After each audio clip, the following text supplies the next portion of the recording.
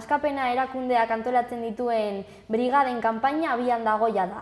Hori dela eta gaur Iker Goldarazena taldetik etorri da, jakin behar dugun guztia kontatzeko. Arratsaldeon, Iker. Arratsaldeon. Eta ongi etorri. Bi esker.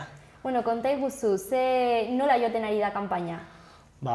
Kanpaina urtarrilean hasi genuen, eta momentuz zabaltzen ari gara, brigada kanpainan gaudela, eta pixka bat animatzeko jendea brigadetan parte hartzeko. Bueno, ezagutzen ez dutenentzat, zer da Askapena eta zer dira brigadak? Askapena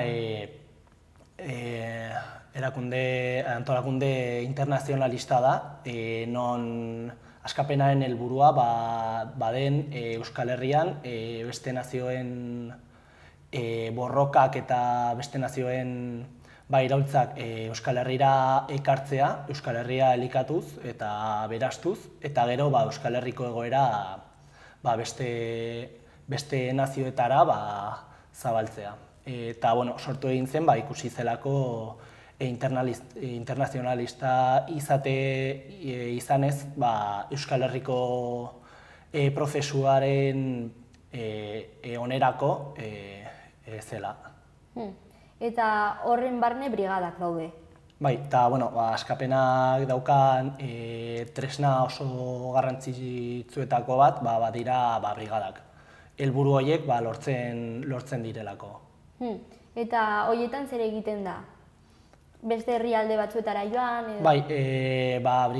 Brigadetako pixkat helburuak eta brigadetan egiten dena bada beste herrialde eta nazioa zapalduak bisitatu eta hango lanketa politiko bat egin. Eta gero hona ekartzeko, Euskal Herria ekartzeko. Eta gero baita hemen egiten dena bada lanketa politiko bat beste herrialde horretara eramateko. Noiz egiten dira brigada horiek? Brigadak udan egiten dira, ekainaren hasieran gutxi gora bera eta gero uda osoan zehar. Eta lanketa politiko hori egiteko zer egiten da ara ailegatzen zaretenean?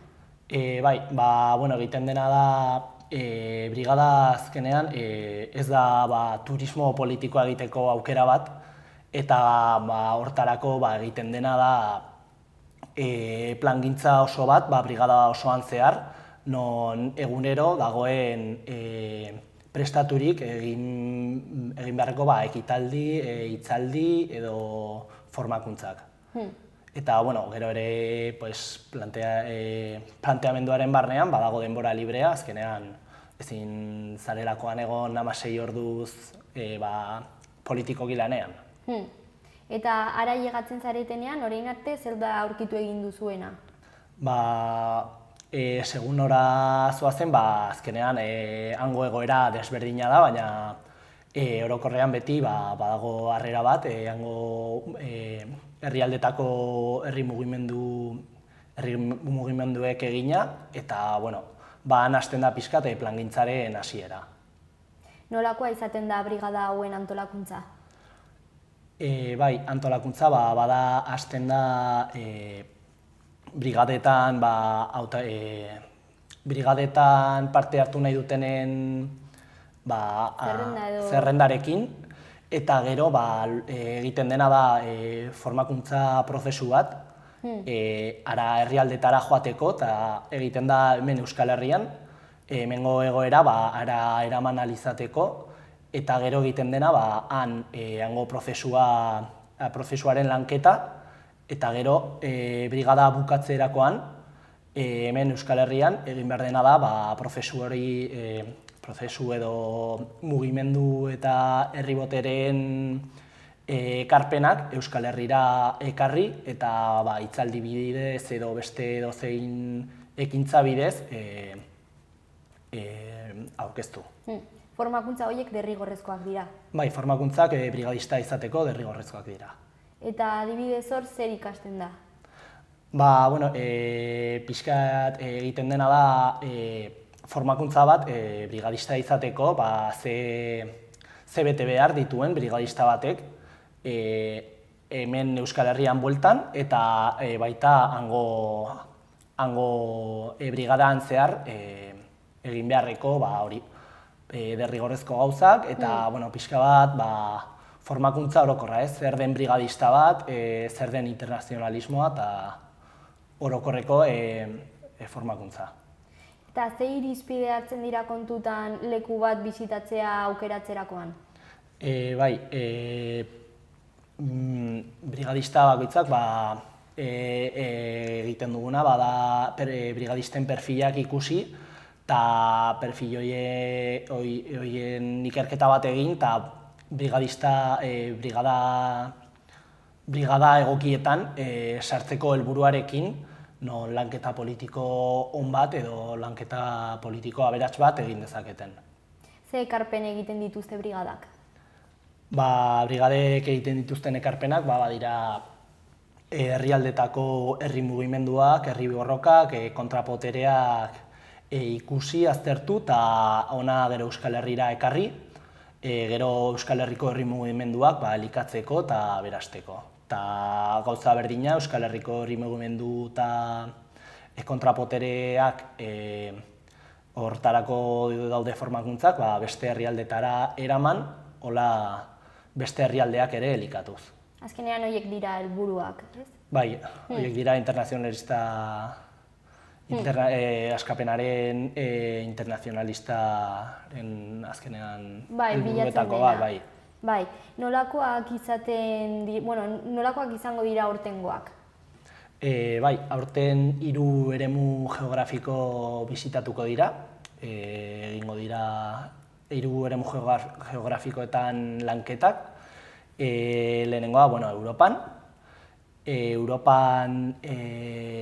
Europako iraupena motzena da, 10-12 egun ingurukoa, eta han aztertzen dena bada Europako egoera eta nazio zapalduen egoera eta pixkat sortzen dituzten herri borrokak eta dituzten borrokatzeko moduak. Gero beste eremu geografiko bat Abiaiala edo Latinoamerika da.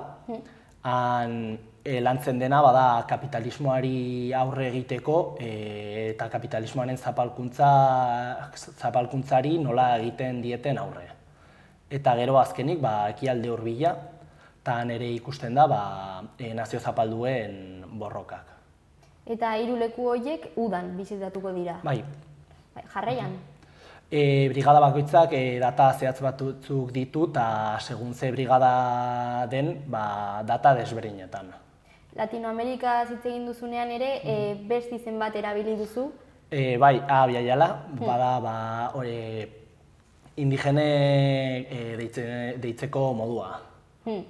Bai, azkenean bilatzen dena da burujabetza, ez? Hori da, bai. Azkenean Latinoamerika kolonizatzaileek deituriko izena da eta horregatik erabiltzen dugu Abiaiala terminoa. Indigenak direlako hango jendea eta bai. Hori da.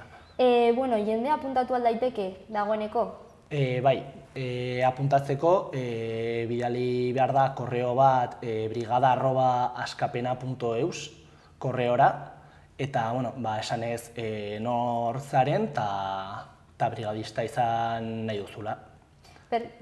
Bai, eta gero gu jarriko gara kontaktuan korreoa bidali duten pertsonekin. Pertsona edo plaza kopuru mugaturik aldago?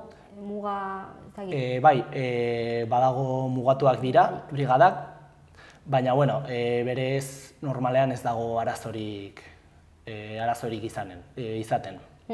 Eta jendea errepikatzen du normalean? Bai, errepika daiteke, ez dago olako arazorik, ez dugu arazorik ikusten, eta bai, gertatu izan zaigu jendeak errepikatu izatea. Hori azkenean gustora daudelako eta... Hori da, eta azkenean esperientzia osona delako pertsona moduan eta sujetu politiko moduan zu aberasteko eta zure herria aberasteko. Bai. Eta, kontutan hartu beharreko datak zeintzuk dira? Adibidez, gaur zerbait egingo duzu, ez? Bai, gaur brigaden aurkezpena daukagu, 6etan. Marabillas gaztetxean. Eta, bueno, gero ere egingo dira, hemendik ekaina arte, hitzaldi ugari beste tokitan.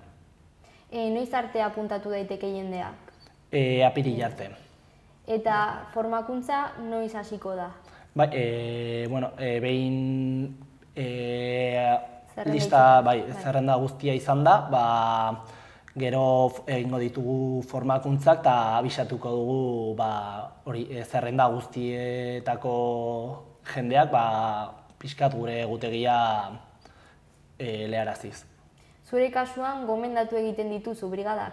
Bai, gomendatuko nituzke, azkenean esan dudan moduan, bada aukera izugarria politikoki asko aberasteko, Euskal Herria aberasteko, pertsona moduan aberasteko, eta azkenean esperientzia desberdina da, eta borroka ugari ikusteko aukera, eta borroka desberdina, kontestu desberdin batean, ideologia desberdin batzuekin, azkenean bada aukera oso aberatsa.